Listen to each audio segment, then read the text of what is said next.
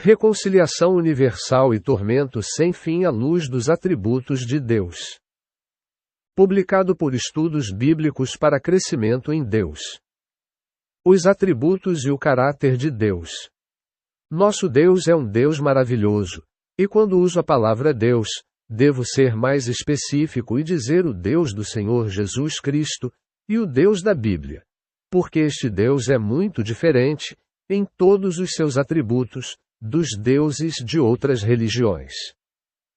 O autor A. W. Tozer escreveu um livro descrevendo os vários atributos de Deus, incluindo os seguintes: sabedoria, infinitude, soberania, santidade, onisciência, fidelidade, onipotência, amor, autoexistência, autossuficiência, justiça, imutabilidade, misericórdia, eterno, bondade, gracioso e onipresença. Spurgeon e outros escritores listam diferentes atributos com nomes e números diferentes, mas eles diferem apenas nos detalhes. Deus é um Deus maravilhoso para nós, porque esses atributos são exatamente o que qualquer criação capaz de pensar e sentir desejaria de seu Criador.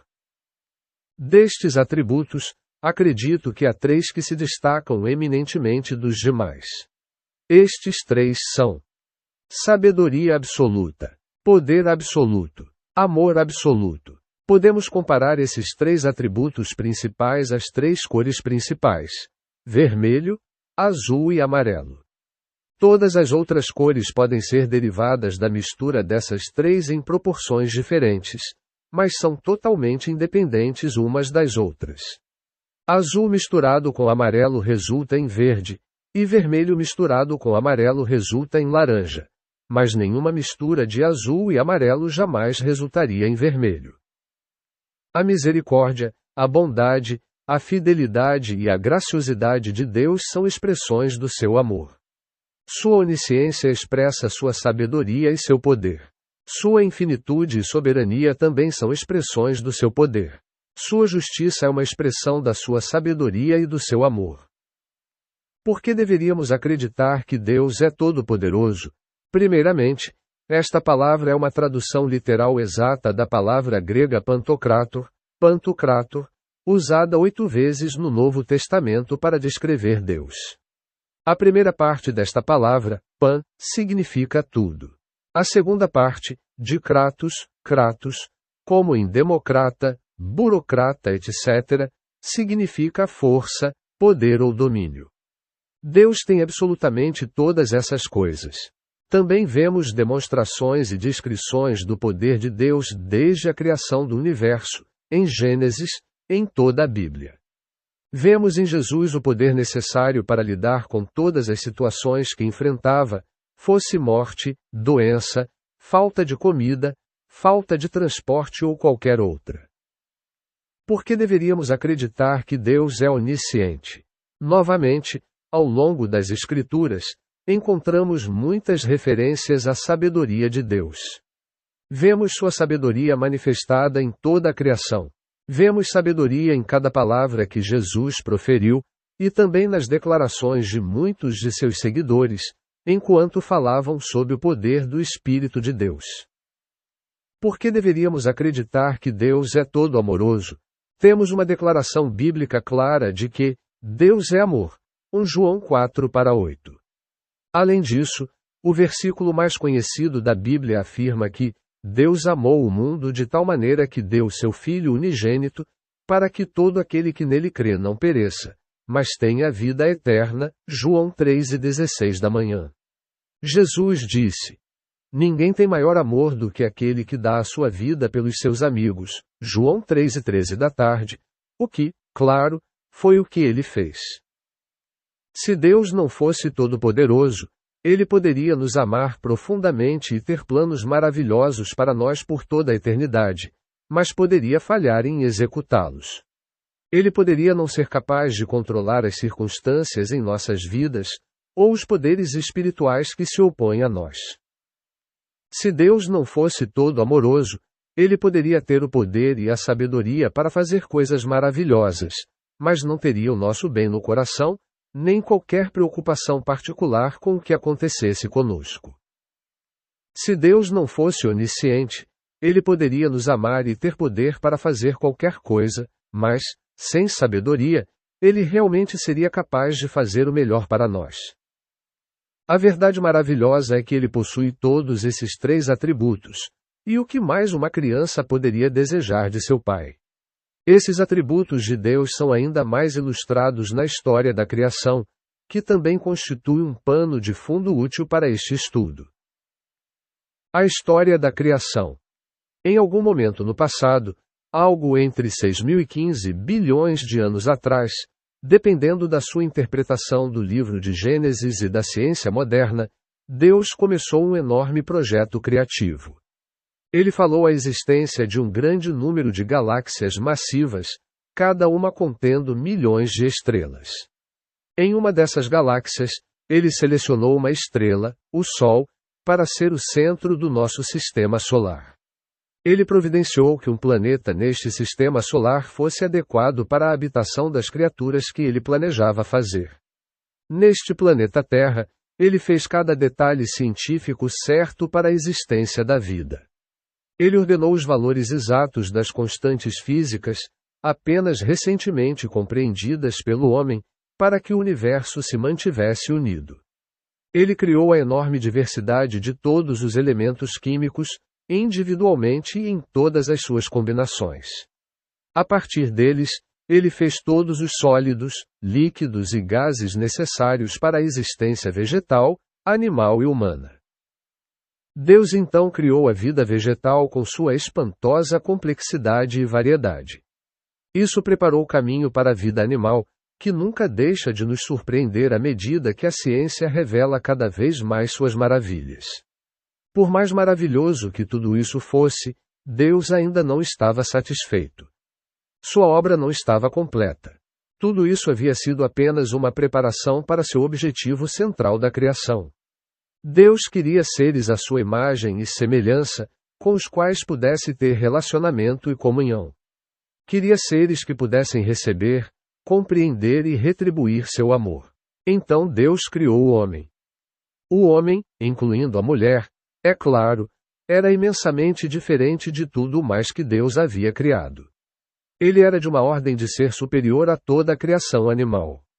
Somente o homem era a imagem de Deus. Somente o homem era capaz de ter comunhão com Deus. Somente o homem podia satisfazer os desejos do coração de Deus. Com infinita sabedoria, poder e amor, Deus preparou o ambiente perfeito para o homem viver. As galáxias, as estrelas, o Sol, a Terra e os reinos vegetal e animal foram todos feitos para ele. Mas o que aconteceu depois disso? Qual seria o destino desta nova raça que Deus havia criado? Analisaremos os ensinamentos tradicionais da Igreja sobre o assunto e, em seguida, consideraremos uma visão alternativa bem diferente. Ensinamento tradicional da Igreja. A essência da maioria dos ensinamentos tradicionais da Igreja é que, após esse começo perfeito, nossos primeiros pais, Adão e Eva, foram tentados por Satanás e pecaram contra Deus. Como consequência, toda a raça humana caiu da graça e agora está em um estado de pecado e separação de Deus. Deus enviou seu Filho Jesus Cristo para se tornar homem e dar sua vida na cruz para redimir a humanidade do pecado e restaurar o relacionamento com Deus. Deus oferece gratuitamente a salvação a todos os que se arrependeram e creem no Evangelho. Cada membro da raça humana tem a livre escolha de aceitar ou rejeitar essa oferta. Qualquer um que se arrepender e aceitar essa oferta irá para o céu quando morrer e desfrutará da felicidade eterna. Todos os que rejeitarem irão para o inferno e sofrerão tormento eterno.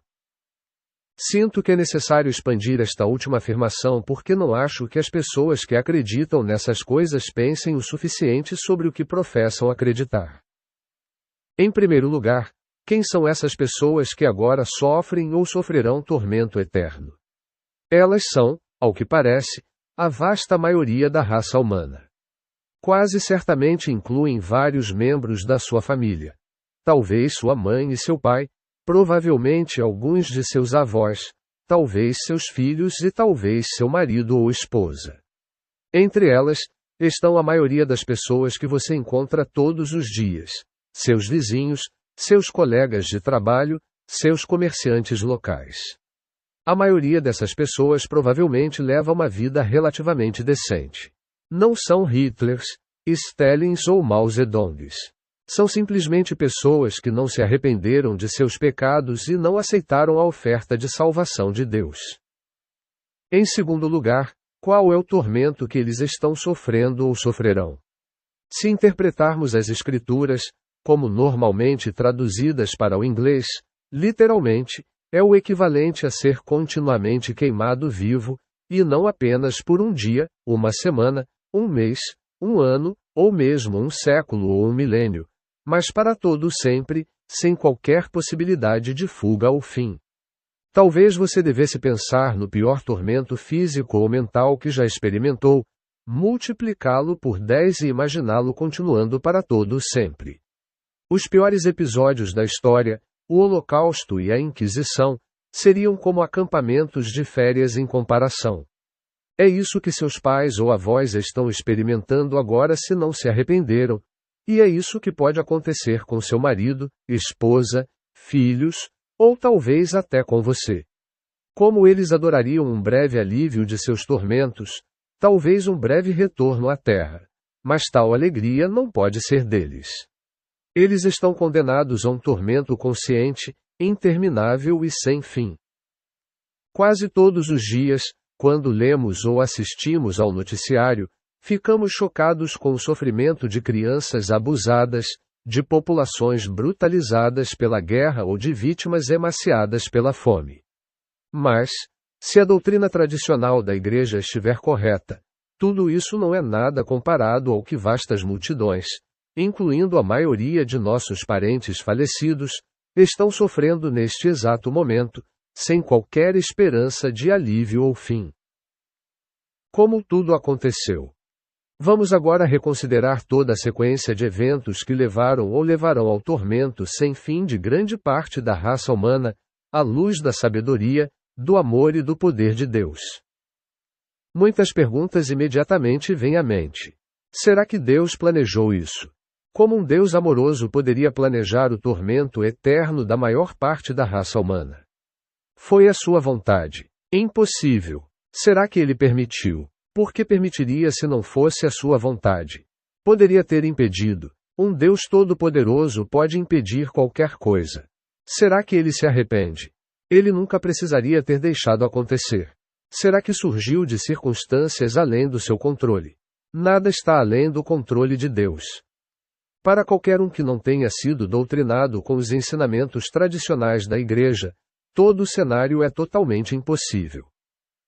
Deus criou Adão e Eva à sua própria imagem e os colocou no Jardim do Éden. Você pode ou não acreditar em um Jardim do Éden literal, mas para o propósito desta discussão isso não fará uma diferença significativa. Deus, sendo infinito em sabedoria e poder, tinha uma escolha infinita no que ele criou. Ele poderia ter criado máquinas robóticas, sem quaisquer sentimentos ou capacidade de sofrer alegria ou dor.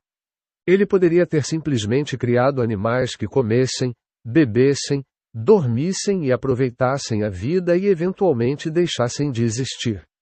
Ele poderia ter criado todos os tipos de seres além da nossa imaginação, e talvez ele tenha feito isso em outras galáxias ou universos.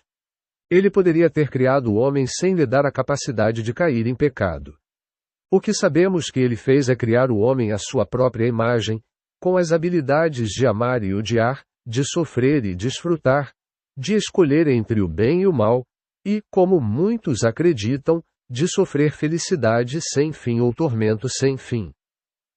Tendo criado o homem, ele o colocou no paraíso, onde também colocou a árvore do conhecimento do bem e do mal. Ordenou-lhe que não tocasse naquela árvore, pois isso o levaria à morte. Parece que Deus não disse a Adão que comer o fruto proibido levaria ao tormento sem fim da maioria de seus descendentes. Podemos comparar isso a um pai humano que coloca uma arma carregada no parquinho de seu filho e lhe diz para não tocá-la. A mãe, pelo menos, teria algo a dizer. Tendo feito isso, ele deixa a entrada do jardim aberta e permite que Satanás, na forma de uma serpente, entre e tente Eva a comer do fruto proibido. Mais tarde, Deus colocou querubins com espadas flamejantes para guardar a entrada e manter Adão e Eva do lado de fora. Você pensaria que eles poderiam estar lá para manter Satanás do lado de fora, em primeiro lugar. Todos os pais humanos normais fazem de tudo para proteger seus filhos de qualquer coisa ou pessoa que possa prejudicá-los. Poderia Deus, o modelo de toda a paternidade, fazer menos do que isso? Eva sucumbiu à tentação de Satanás de comer o fruto proibido, e Adão a seguiu. Assim, eles pecaram e incorreram na ira de Deus, colocando a si mesmos e a todos os seus futuros descendentes no caminho que leva ao tormento e à destruição eternos. Isto é, se você conseguir continuar sendo atormentado depois de ter sido destruído. Deus amava Adão e Eva e toda a sua raça. Em sua sabedoria, ele conhecia todas as consequências que adviriam de comerem o fruto proibido. Ele tinha o poder de impedir que isso acontecesse, seja criando-os fortes o suficiente para resistir à tentação, seja não colocando a árvore no jardim, seja não permitindo a entrada de Satanás, seja advertindo-os completamente das consequências. Mas ele permitiu que isso acontecesse. Ele não impediu Adão e Eva de darem o primeiro passo na estrada que levaria ao tormento eterno da maioria de seus descendentes. Será que Deus tinha então um remédio para essa situação trágica? Sim, Deus amou o mundo de tal maneira que deu seu Filho unigênito, para que todo aquele que nele crê não pereça, mas tenha vida eterna. Deus tinha um plano para salvar e restaurar toda a raça humana, a um custo imenso e inimaginável para si mesmo e para o seu Filho. Ele não quer que ninguém pereça, mas que todos cheguem ao arrependimento. 2 Pedro 3:9. No entanto, esse maravilhoso e custoso plano de salvação só se tornou eficaz para uma pequena parcela da humanidade. A maior parte da população mundial até hoje nunca ouviu falar dele. Muitos dos que ouviram falar dele não o compreenderam ou não o ouviram claramente. Apenas alguns serão salvos, enquanto a vasta maioria segue seu caminho para o tormento eterno. Se Deus não fosse totalmente amoroso e não se importasse com o sofrimento da humanidade, isso faria algum sentido, mas então ele enviou seu Filho para dar sua vida para salvá-los. Se Deus não fosse onisciente e onisciente, talvez não tivesse previsto esse desastre indizivelmente terrível. Com um planejamento melhor, isso jamais teria acontecido. Mas Deus vê o fim desde o princípio e seus planos jamais falham. Se Deus não fosse todo-poderoso, poderíamos imaginar que Satanás ou algum poder rival tenha causado esse terrível fim aos seus planos. Mas Deus é onipotente e não há outro poder rival. Deus é todo-amoroso, todo-poderoso e onisciente. Um Deus assim não poderia ser feliz mesmo que um único membro da raça humana fosse deixado interminavelmente em tormento e escuridão exterior. O bom pastor não poderia descansar enquanto uma única ovelha estivesse perdida. Quanto menos poderia permitir que a vasta maioria daqueles que ele criou à sua imagem caísse em tormento sem fim e irreparável, separados para sempre de sua presença. Uma conclusão impossível. Certa vez, me deparei com uma prova matemática de que 1 é igual a 3. Cada linha seguia logicamente a anterior, sem erro aparente. A prova parecia infalível. No entanto, não me fez acreditar que 1 fosse igual a 3. A lógica parecia absolutamente sólida, mas a conclusão era impossível. Todos sabemos que 1 não é igual a 3. Quem estiver interessado na prova, clique em prova 1 igual a 3. Acredito que o mesmo se aplica ao assunto que estamos discutindo. Para muitas pessoas, existe uma prova infalível de que a maior parte da raça humana passará para o tormento eterno. A prova é o ensinamento das Escrituras infalíveis. A Bíblia afirma claramente em mais de um lugar, com algumas variações na terminologia, que os incrédulos passarão para o tormento eterno, ver Mateus 25:46, Apocalipse 2:10 da tarde -11, Judas 13, 2 Tessalonicenses 1-9. No entanto, a ideia de que um Deus todo-amoroso, todo-poderoso e onisciente criou a raça humana e então permitiu que a maior parte dela passasse para sempre por um tormento inimaginável e incessante é uma conclusão impossível. Não é mais provável do que um ser igual a 3. Onde está a falácia? Na prova de que 1 igual a 3, há uma falácia. Deve haver, porque a conclusão é totalmente absurda. Uma das linhas, de fato, contém um erro bem escondido que a maioria das pessoas não notaria. O mesmo ocorre com o ensinamento tradicional sobre o tormento eterno. O erro fundamental no ensino tradicional está oculto na tradução imprecisa do texto grego original do Novo Testamento. E, claro, a grande maioria dos leitores da Bíblia não consegue perceber isso, porque não sabem ler grego. A palavra grega aion, significa uma era, e a frase eiston aiona, significa literalmente para a era, mas a maioria das Bíblias em inglês a traduz para sempre. Da mesma forma, o adjetivo grego aionios, derivado de aion, significa literalmente duradouro, mas geralmente é traduzido como eterno ou perpétuo. Coisas semelhantes são verdadeiras no Antigo Testamento da palavra hebraica olam. Escrevi detalhadamente sobre este ponto em 2 outros escritos, The Hidden Ionian Realm e Universal Reconciliation, e não me repetirei aqui. Muitos outros sites também abordam esse assunto. A diferença entre essas duas formas de tradução é absolutamente radical. Eterno e para sempre implicam tempo sem limite ou fim. Duradouro e para a eternidade são ambos incertos em duração, mas implicam um tempo limitado.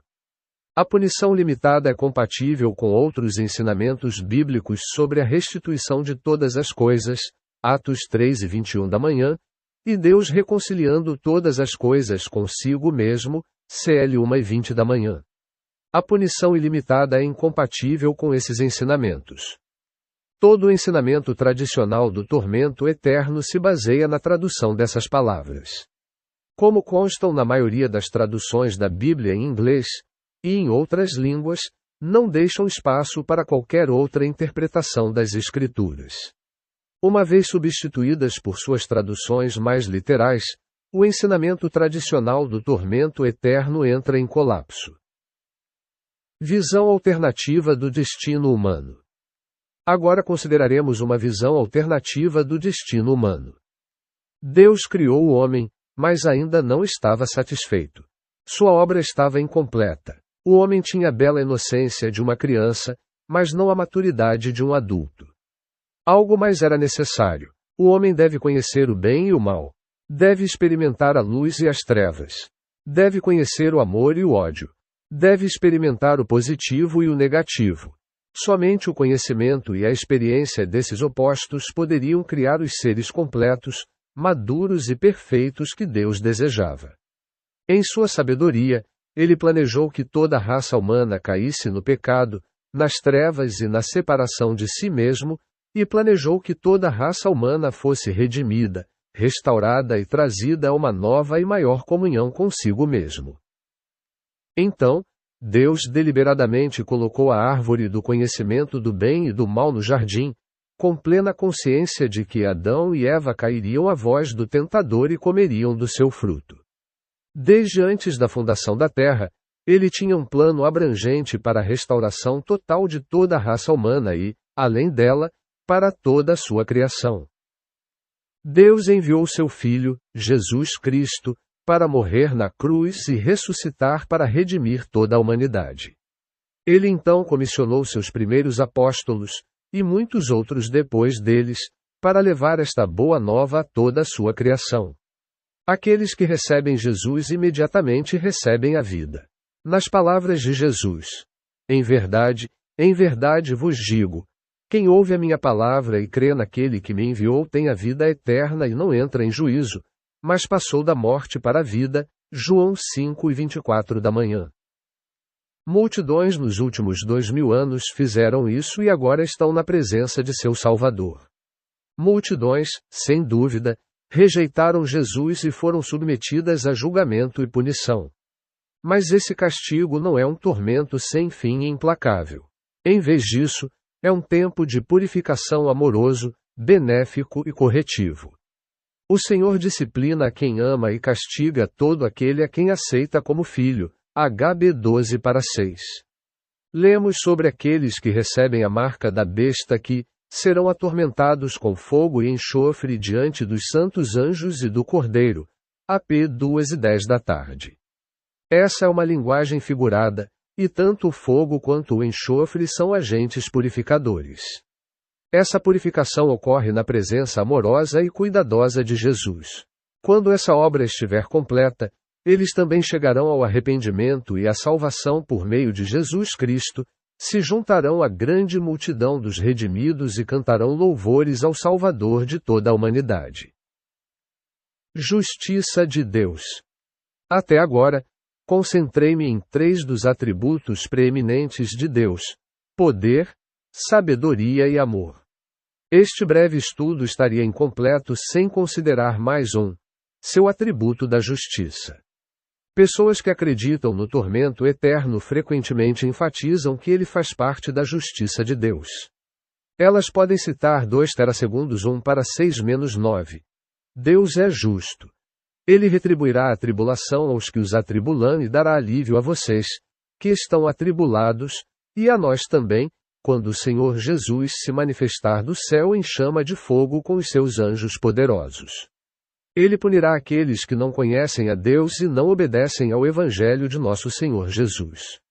Eles serão punidos com destruição eterna, aiônios literalmente, eterna, da presença do Senhor e da majestade do seu poder. Os 5 primeiros livros da Bíblia são conhecidos coletivamente como Torá ou Lei. Eles, especialmente Levítico e Deuteronômio, estão repletos de leis justas. As punições são sempre proporcionais à ofensa cometida. DT 7:21 da noite nos dá o exemplo mais conhecido. Não tenhas piedade. Vida por vida, olho por olho, dente por dente, mão por mão, pé por pé. Aqui, a punição é exatamente igual ao crime. Toda a justiça, humana ou divina, baseia-se neste princípio.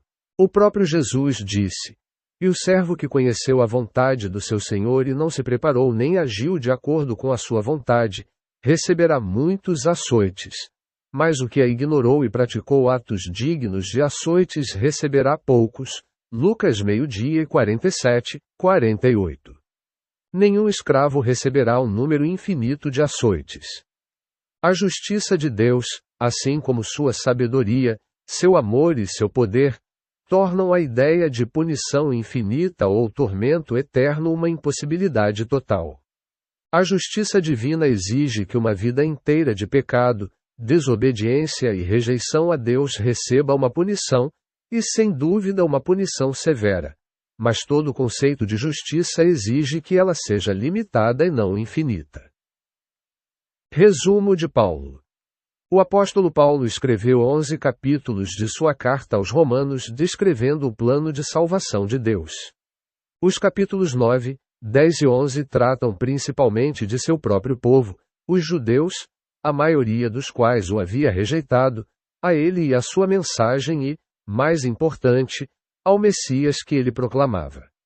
Ele concluiu sua tese com as palavras extasiantes: "Porque Deus encerrou a todos na desobediência, para com todos usar de misericórdia." Ó profundidade da riqueza, tanto da sabedoria como da ciência de Deus! Quão insondáveis são os seus juízos, e quão insondáveis os seus caminhos! Pois dele, por ele e para ele são todas as coisas. A ele seja a glória para sempre. Amém. RM 11:32 da manhã, 33,36. Qual das nossas duas visões conflitantes do destino humano se encaixa com essas palavras? A maioria dos antigos amigos e parentes judeus de Paulo não aceitou Jesus como seu Messias. De acordo com o ensinamento tradicional, a maioria deles estava a caminho do tormento eterno e alguns já haviam chegado. E eles estão lá até hoje e permanecerá lá para sempre. Poderia Paulo ter escrito essas palavras seriamente se fosse nisso que ele acreditava? Basta voltar e ler essas palavras novamente. Não há como elas serem conciliadas com o que a Igreja ensinou. Elas são totalmente incompatíveis com o ensinamento de que a maioria da raça humana, e especialmente o próprio povo judeu de Paulo, estava destinado a passar a eternidade no inferno. Se Paulo acreditasse nisso, poderia realmente ter escrito estas palavras: ó profundidade das riquezas, tanto da sabedoria como do conhecimento de Deus. Quão insondáveis são os seus juízos e quão insondáveis os seus caminhos. Elas soariam mais como sarcasmo ou uma piada de mau gosto do que como um genuíno louvor estático a Deus. Como as palavras de Paulo se encaixam no ensinamento da reconciliação universal? Perfeitamente. Deus encerrou a todos debaixo da desobediência, para com todos usar de misericórdia. Ele escreveu aos Colossenses que foi do agrado de Deus, havendo feito a paz pelo sangue da sua cruz, reconciliar consigo mesmo todas as coisas, na terra e no céu, CL 1:19 da manhã, 20. Em seus jovens dias farisaicos, Paulo tinha apenas uma visão limitada dos propósitos de Deus, confinada ao seu próprio povo judeu. Agora, sua visão se ampliara para uma compreensão do plano abrangente e multifacetado de Deus para a restauração e reconciliação de toda a raça humana e, além disso, para a restituição de todas as coisas. Isso estava completamente além de qualquer coisa que sua imaginação mais fértil pudesse ter sonhado anteriormente. Não é de admirar que ele tenha exclamado: ó profundidade das riquezas, tanto da sabedoria como do conhecimento de Deus. Quão insondáveis são os seus juízos, e quão insondáveis os seus caminhos. Pois dele, por ele e para ele são todas as coisas. A ele seja a glória para sempre. Amém. Essas palavras concordam perfeitamente com o ensinamento de Paulo, de todo o Novo Testamento e, na verdade, de toda a Bíblia sobre a reconciliação universal.